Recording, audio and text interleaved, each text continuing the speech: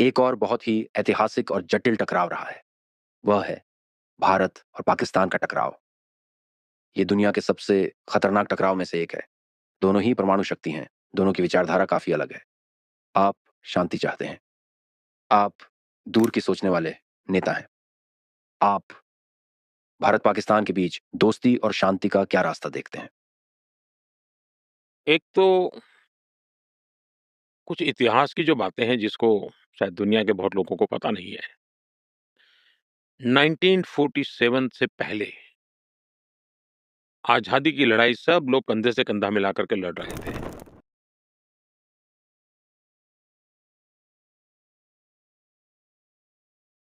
और देश आज़ादी के लिए आज़ादी का जश्न मना का इंतज़ार कर रहा था।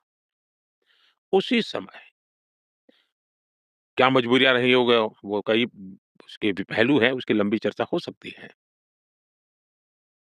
लेकिन उस समय जो भी नीति निर्धारक लोग थे उन्होंने भारत के विभाजन को स्वीकार किया और मुसलमानों को उनका अपना अलग देश चाहिए तो भई दे दो, ऐसा।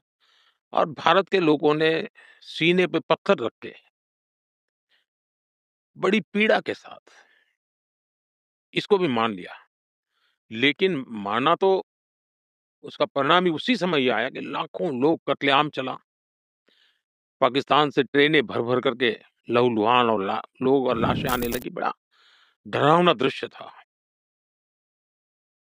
उन्होंने अपना पाने के बाद उनको लगना चाहिए था कि चलो भई हमें हमारा मिल गया, भारत को लोगों ने दे दिया है, भारत का धन्यवाद करें, हम सुख से जिए। उसके बजाय उन्होंने लगातार भारत से संघर्ष का रास्ता चुना।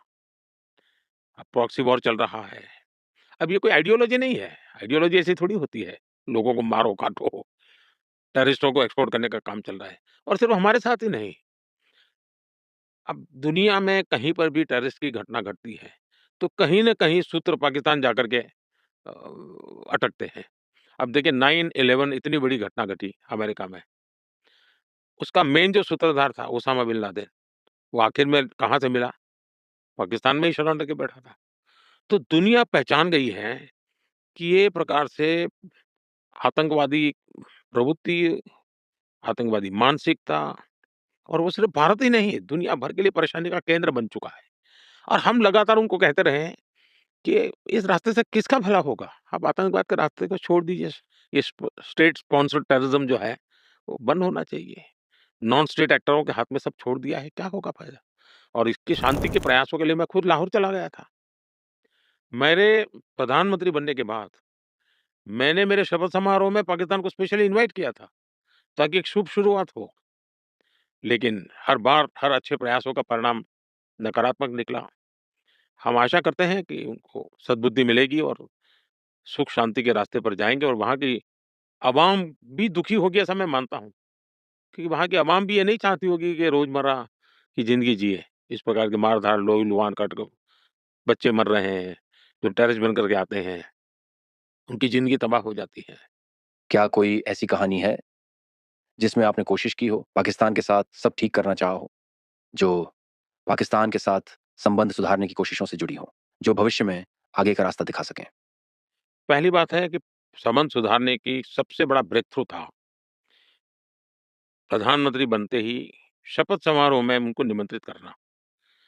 ये अपने आप में बहुत बड़ी घटना थी और कई दशकों के बाद हुई थी घटना। और शायद जो लोग मुझे 2013 में सवाल पूछते थे कि मोदी की विदेश नीति क्या होगी? उन सबने जब ये सुना कि मोदी ने सार्क देशों के सभी नेताओं को शपथ समारोह में बुलाया, तो वो चौंक गए थे। और इस निर्णय के इस प्रक्रिया जो हुई थी उसके संबंध में हमारे वो उस वक़्त के राष्ट्रपति प्रणब मुखर्जी साहब, उन्होंने अपनी किताब में जो संस्मरण लिखे हैं, उसमें इस घटना का वर्णन बहुत बढ़िया ढंग से किया है। और सचमुच में भारत की विदेश नीति कितनी स्पष्ट है और कितनी आत्मविश्वास से भरी है, उसके दर्शन हो चुके थे। और भारत शांति के प्रति कितना प्रतिबद्ध है, उसका संदेश दुनिया के सामने साफ-साफ गया था। लेकिन परिणाम सही नहीं मिले। वैसे आपसे एक थोड़ा-सा रोमांचक सवाल पूछना है। भारत या पाकिस्तान में से किसकी क्रिकेट टीम बेहतर है?